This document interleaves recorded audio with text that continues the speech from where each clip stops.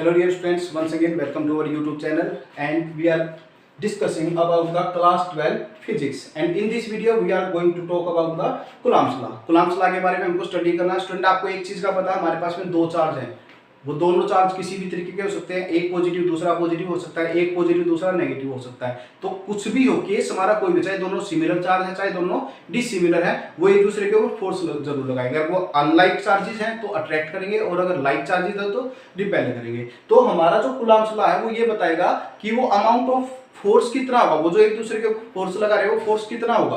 Okay student, उसके बारे में हम देखते हैं। सपोज करो एग्जांपल के लिए हम लेते हैं, हमारे पास में दो चार्ज हैं, ये Q1 चार्ज है, ये Q2 चार्ज।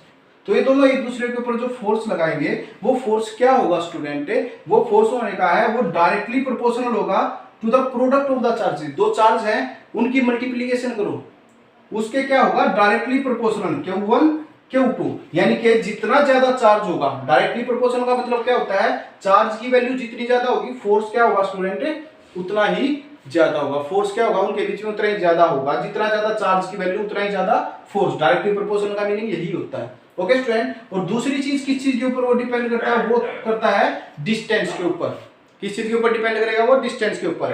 डिस्टेंस को सपोज करो मैंने r से मापा है, तो ये कहता है कि फोर्स जो होगा वो होगा इनवर्सली प्रोपोर्शनल। इनवर्सली इसलिए इसको नीचे लिख रहा हूं 1/r², inversely proportional to the square of the distance. अब r क्या है, डिस्टेंस है, स्क्वायर ऑफ द डिस्टेंस कितना हो जाएगा r²।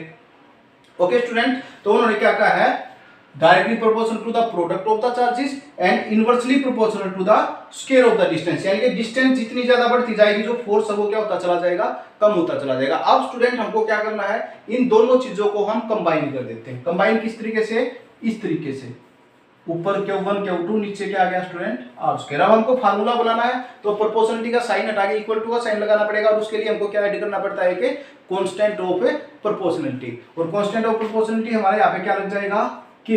तो हमारा फार्मूला क्या बन गया, F = K Q1 Q2 upon r²।